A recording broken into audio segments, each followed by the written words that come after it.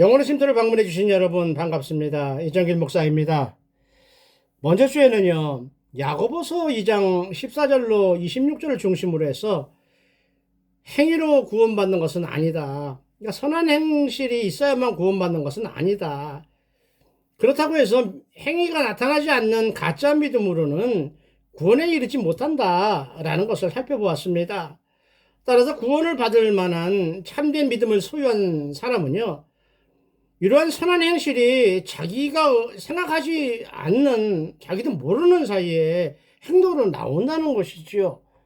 그러므로 하나님이 기뻐하시는 선한 행동이요, 또 말씀에 순종하는 행동이요, 하나님의 영광을 위해서 자기 삶, 자기가 누릴 것을 조금 절제할 줄 아는 믿음이 진정으로 구원받은 참 믿음이구나 라는 것까지 말씀을 나누었습니다.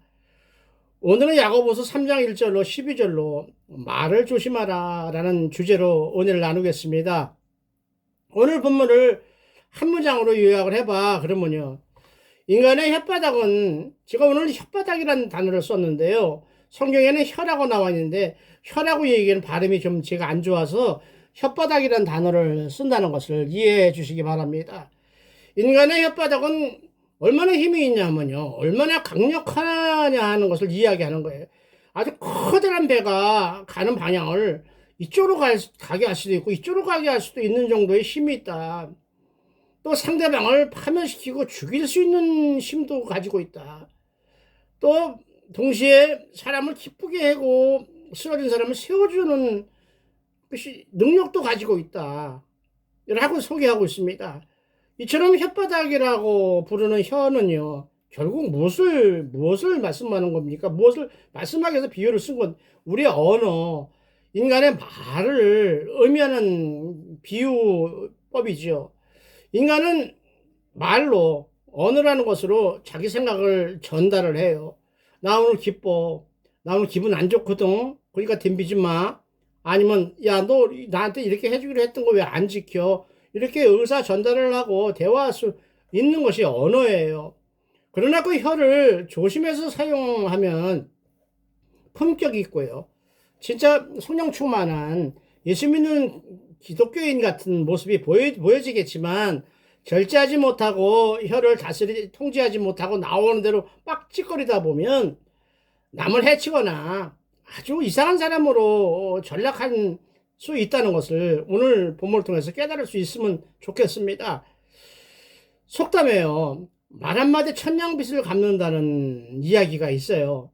말의 소중함을 의미하는 속담인데요, 지혜롭고 따뜻한 말 한마디, 천냥빚이 얼마나 빚이 많아요. 돈을 갖다 주면 해결되는데 돈이 없어도 그 말 한마디가 천냥처럼 귀하다는 의미가 되겠죠. 따뜻한 말 한마디를 잘하면 어려운 문제가 풀어지거나 꽉 막힌 거죠. 또 어떤 이유인지 몰라도 멀어진 사람과의 관계, 소원한 관계가 회복될 수 있다라는 말씀이었어요. 그러면서 인간의 역사가 시작된 이래 아무리 똑똑한 사람이 많다 하더라도, 현인이라고 하는 사람, 학자들이 많다 하더라도 인간은 말실수도 안 한 사람이 한 사람도 없었다. 그것은 인간의 부족한 면도 있었겠지만, 준비되지 않은 면도 있었겠지만, 인간의 혀는 자기 거라고 하더라도 자기가 다스린다는 것이 거의 불가능한 존재이기 때문에 그렇다라고 오늘 말씀을 야고보서는 시작하고 있습니다. 그렇다고 해서 통제할 수 없는 거래, 그렇다고 나오는 데서 뭐 할 수 없지, 이게 아니고요. 통제하지 않고 막 뛸거리게 되면 남들을 미혹하는 거짓말, 가짜 뉴스가 되지요. 그거보다 조금 심하면 뭐가 돼요? 보이스피싱처럼 남에게 큰 피해를 끼치는 범죄 행위가 되죠. 특별히 우리나라 정치판을 이렇게 가만히 보면요, 얼마 전에도 선거할 때 보면 엉망진창이죠. 거의 광란의 수준이에요. 뭐에 목숨을 거는 거짓말하고 거짓 증언하고 막 모함하고, 그래서 나중에 재판 걸려서 취소되고 난리가 나는데요. 그 얘기를 떠나서 실제로 있었던 우리나라 정치판을 이렇게 보면요, 참 추잡스럽다는 표현이 나와요. 참 인간 이하의 짓들을 하고 있다. 거짓말, 모함, 거짓 증언들이 아주 얼룩져 있습니다. 그들이 이따도 얘기하겠지만 그 짓을 얼마만큼 뭘 얻어먹었는지 모르겠지만 남에게 피눈물을 흘리게 한 그 말장난, 말의 실수, 거짓말이 아마 나중에 큰 벌로 저주를 받을 줄로 믿습니다. 조심해야 합니다. 본문 1절은요, 말씀을 가르치는 영적 지도자들에게 말씀하는 겁니다. 보통 세상 사람들을 가르치는 이야기가 아니라 기독교인, 예수를 아는, 교회를 다니는 사람들을 가르치는 지도자들에게 경고를 하는 것이죠. 너희는 선생이 되지 말라라고 이야기한 것처럼 말을 조심해야 한다. 왜냐하면 세상의 이야기가 아니거든요. 하나님이 약속하신 영원한 천국으로 가는가 영원한 지옥으로 가는가 둘 중에 하나의 갈림길에 있는 것을 선택하고 깨닫게 하는 하나님의 말씀을 전하는 게 영적 지도자의 책임이거든요. 엄청나게 중요하다는 것이죠. 잘못되면 어떻게 돼요? 세월이 흐른 후에 모를 수가 없잖아요. 인생은 한 번뿐이 못 사는 인생에 두 번 살면 상관없지만 모를 수도 없고 돌이킬 수도 없는 그 영혼이 죽어버리는 문제인데요. 사는 문제가 죽어버리는 문제이기 때문에 영적 지도자의 책무가 엄청나게 중요하다. 특히 영적 지도자 입에서 나가는 말이 엄청 중요하다. 그 말이 하나님의 말씀이어야지 잘못된 자기 생각이 들어가 버린 물타버리 들어간 세상의 이야기가 들어가는 아니 자기 욕심을 채우기 위한 가짜가 들어갔던 이렇게 들어가면 안 된다는 이야기예요. 따라서 하나님의 자녀들은 성도님들을 섬기기 위해서 죄종이 되는 거가 아니고 자기가 폼 좀 잡아보려고 교회나 아니면 사람들에게 나 이런 사람이요 하고 폼 한번 잡아보려고 신학교를 간다든가 목사짓을 한다든가 목사 같은 명함을 받고 댕기는 사꾼들이 있잖아요. 가짜들이요. 가짜들을 떠보시지 이런 것들 다 가짜잖아요. 이런 사람이 되면은 여러 사람을 죽인다. 이런 말씀을 받으셔야 합니다. 당시에 유대교의 랍비라고 하는 아주 높은 선생님에 해당하는 초대교회에서 선생이라는 타이틀은요, 교회 공동체에 미치는 영향력이 어마어마하죠. 지금은 선생님들의 권위가 많이 떨어졌지만요, 또 목사들의 권위가 많이 떨어졌지만, 저희들 어렸을 때 학교 선생님이 오면은 엄청났죠. 부모님들 절절맸어요. 그때 당시에 교회가 찌그러지고 오두막집 같아서 교회 목사님들 보면 옷도 허름하게 입었지만 사람들이 다 존경했어요. 시골에 학교 운동회가 열리면 군수하고 경찰서장하고 목사님들 꼭 부를 정도로 아주 존경하는 분들의 레벨이 올라갔었지요.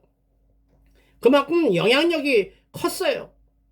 그야말로 이방인의 사도 바울, 또 그 바울을 영입할 정도의 영적 지도자였던 바나바, 이 둘을요, 선교사를 세우고 기도해서 파송할 만한 위치에 있었던 사람들이 오늘 이야기하고자 하는 야고보가 이야기하는 선생이라는 레벨 타이틀을 가진 사람이 이다라는 것을 당시 상황을 생각하고 들으시면 이해가 될 것입니다. 사람들은 자기의 영혼을 맡긴 교회 목사요. 또 영적 리더들의 행동이나 말 한마디에 이렇게 잘못하면 죽게 되고 이렇게 잘못하면 사는 것을 조금 전에 말씀을 드렸잖아요. 그만큼 교회 성도님들하고 대화할 때 또 이웃의 복음을 증거할 때에 우리는 조심해서 말을 전해야 한다는 것이죠. 가려서 있는 그대로 순수하게 전할 수 있어야 한다는 것을 말씀드리고 싶습니다. 예를 들어서 육신의 질병을 고치는 의사요. 의사가 되기 위해서도 10년 이상을 고생하시는 분들이에요. 우리 목사님들도 10년 이상의 말씀 준비하고 하셔야 될 줄로 믿습니다. 그 의사가 약을 깜빡하고 잘못 처방을 해도 엄청나게 큰 문제가 생겨버려요. 그래도 그거는 육신을 다시 고치면 되겠지만 하나님의 약속의 말씀을 잘못 해석하거나 아까 말씀드렸듯이 자기 어떤 욕심을 채우기 위해서 거짓말로 사이비들이 얘기한 것처럼 거짓말로 뭐 겁주고 이렇게 해서 전하게 해서 그 영혼이 죽게 되면 그 영혼이 병들게 되면 그 책임 그 피값을 고스란히 그 사람이 나중에 심판돼서 물게 된다는 것을 깨닫고 그런 사람들이 없어야 될 뿐 아니라 그런 사람들을 경계해서 만나지 않기를 하나님께 기도해야 할 줄을 믿습니다. 너무나 험한 세상입니다. 그러므로 요즘도 선생이 되려고 하는 사람들, 야고보가 강조하는 게 그거예요. 너가 선생이 되려고 하는 이유가 무엇인지 설명할 수 있어야 한다. 이런 얘기죠. 진짜 하나님의 자녀인 성도님들을 잘 섬기기 위해서 선생이 되려고 신학교를 갔는가? 그래서 목사님이 됐는가? 그래서 선교사가 됐는가? 아니면 너가 자랑하기 위해서 너의 이력서에 한 페이지 한 줄 더 쓰기 위해서 폼잡기 위해서 아니면 다른 욕심을 채우기 위해서 아니면 너의 잘못된 치부를 가리기 위해서 그것을 했는가? 하나님 앞에서 돌이켜고 돌아봐야 할 것이다 라고 경고하는 말씀으로 받으셔야 합니다. 2절로 8절 말씀을 보니까요, 혓바닥에 가진 파괴력을 알라고 경고하고 있습니다. 아까 얘기했죠. 얼마만큼 언어라는 힘이 혓바닥이라는 게 별로 요만한 것 같지만 엄청난 힘을 갖고 있다. 아까 뭐 말에 재갈을 물린다든가 큰 배를 움직이는 거, 수많은 숯불을 다 태워버릴 정도의 지옥불이라고 이야기할 정도의 그 말의 파괴력을 이야기하는 겁니다. 흙덩어리로 만든 육신이요. 하나님이 숨길이 떠나면 바로 흙으로 돌아가야만 하는 아주 미약한 인간은요, 하나님이 주시는 지혜가 없이 이 세상에서 배운 거 가지고는 박사학위 10개 아니라 100개 갖고 있다 하더라도 사서삼경을 다 알고 공자맹자 다 외우는 훌륭한 사람 같이 보인다 하더라도 입을 통제할 수 없기 때문에 실수할 수밖에 없다라고는 야고보서는 전제하고 시작하는 거거든요. 아까 얘기했지만 말에다가 이 쇠파이프 같은 거 동그란 쇠를 물리잖아요. 그걸 재갈 물린다고 그러죠. 그래갖고 하면 소의 고삐처럼, 포를 뚫은 고삐처럼 끄는 대로 끌려갈 수밖에 없는, 그만큼 조그만 쇳덩어리 하나지만 파워가 있다는 것이죠. 그 커다란 말이 꼼짝 못한다는 것이죠. 또 바다를 다니는 커다란 배예요. 그 배가 엔진이 엄청 집체만큼 커서 힘이 있어서 엄청나게 큰 짐을 많이 싣고 다니는 배지만 결국은 그 배가 방향을 트는 것은 조그마한 키 하나, 널빤지만한 거 하나뿐이었다. 그 널빤지에 그 가공할 만한 위력이 바로 사람의 말이다. 그만큼 말을 가려서 조심해야 한다. 잘못하면 죽인다, 사람을. 이런 표현을 오늘 이야기를 하고 있어요. 그래서 아니 얼마나 배가 그 당시에 컸으면 야고보 사도가 이 말의 위력을 비유를 들었는데 배의 키를 비유로 들었을까 하서 성경을 통해서 찾아봤어요. 물론 뭐 아주 옛날 옛적 노아의 방주 엄청나게 큰 배도 우리가 봤지만 그건 진짜 아주 옛날 이야기고요. 사도행전을 보면요, 27장을 보면 우리가 생각하는 조그만 어부들이 생긴 통통배 같은 조그만 배, 뭐 이런 보트 이런 게 아니고요. 사도 바울을 로마 제국 황제에게 압송하기 위해서 로마 군인들이 압송으로 사용했던 알렉산드리아라고 하는 커다란 배가 기록이 나와요. 사도행전 27장을 보면 그 배는요, 로마 제국이 점령한 식민지에서 뭐 밀이나 보리 같은 곡물 아니면 그 나라의 특산물들을 다 뺏어서 로마 제국으로 싣고 가는 엄청나게 큰 화물선이라 그랬어요. 짐 싣고 다니는 배요. 그런데 그 배를 탔는데 자그마치 사람이 몇 명 탔는지 아십니까? 276명이 탔다 그랬어요. 276명. 그렇게 어마어마하게 큰 배도요, 꽁무니에 달린 널빤지 하나 갖고 움직인다. 그게 바로 혓바닥의 힘이다. 언어의 힘이다. 말의 힘이다. 라고 오늘 야고보서는 강조하기 위해서 그 큰 배를 소개하고 있습니다. 얼마나 사람의 말이 무섭고 또 강력한지 우리가 다시 한번 깨달았으면 좋겠습니다. 이렇게 더러운 혓바닥, 선한 말도 하지요. 하나님을 찬송하는 것도 혓바닥이 하거든요. 두 가지를 이야기하잖아요. 그런데 더러운 혓바닥이 어떤 짓을 했어요? 그 사건이 여러분 다른 두 가지 사건을 이야기하고 싶어요. 우리나라 역사에 지울 수 없는 5점을 찍었던 세상에서 아주 개망신을 당한 사건 중에 하나지요. 그야말로 어떤 한 사람이 할 수 있는 조그만 사건이 아니에요. 한 사람의 개인적인 실수가 아니에요. 어떤 그룹에 아주 계획된 나쁜 짓이었다는 것이죠. 우리 모두 창피하고 부끄러워할 줄 알아야 합니다. 그들도 한국 사람이기 때문에 그렇죠. 육군 의무화사관으로 근무할 때 각종 병역 비리를 저질러서 감옥에 드러났던 김대엽이라는 사람이 있었습니다. 의무화사관 이 사람은 군대 가기 싫어서 뻔질거리는 사람들한테 뭐 얻어먹고 뭐 이렇게 다 걸려갖고 감옥에 들어가려고 했던 사람이란 얘기예요. 그 사람이 어떤 그룹에 사주를 받아서 그 일을 저질렀는지는 알 수 없지만, 밝혀지지 않았지만 2002년 우리나라 월드컵이 일어났을 그 해에요. 대통령 선거 직전에 당시 대통령 후보였던 이회창 국무총리의 아들 이정현 씨가 병역 비리 뭐 매기고 잘못해갖고 군대를 면제받았다 라고 하는 거짓말을 녹음을 해서 오마이뉴스라고 하는 진보적인 거기에 제보를 합니다. 그리고 거기서 떠들었지요. 퍼뜨렸죠.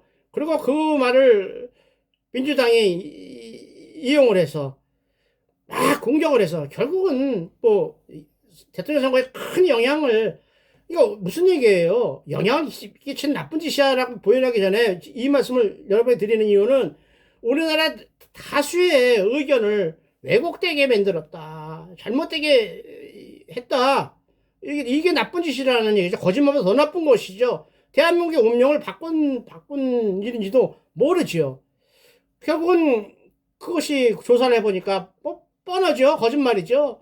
그래서 그는 감옥에 들어갔지만 이미 지나간 시간은 되돌릴 수 없었던 역사의 한 페이지였다는 것을 우리가 알았으면 좋겠습니다. 또 하나는 이거보다 더하지요. 광우병이요. 그래서 선동이라고 그러잖아요. 거짓말이라고 안 하고 선동이라고 그래요. 선동이라는 말은 우리는 보통 빨갱이들이 거짓말 막 할 때 모함하고 없는 말 있는 것처럼 막 거짓말하고 어떤 오명한 계획을 가지고 사람을 이렇게 할 때, 요즘 뭐 옛날에는 가만히 있어도 코비어간다고 어른들 얘기했지만 지금은 코비어가는 게 아니라 멀쩡하니 아무 일 안 하고 있어도 두 사람이 거짓말해갖고 모함해서 증인서 갖고 재판에 가서 증인서 갖고 사람을 병신 만들고 바보 만들고 죄인 만들지 않습니까? 그러니까 너무 억울해갖고 뭐 억울해도 어떻게 할 방법이 없으니까 막 목숨을 끊는 이런 사건도 많이 생기잖아요. 이게 선동이에요. 2008년 5월 달부터 시작된 이 광우병 선동이요. 아주 세계적으로 개망신을 당한 사건이죠.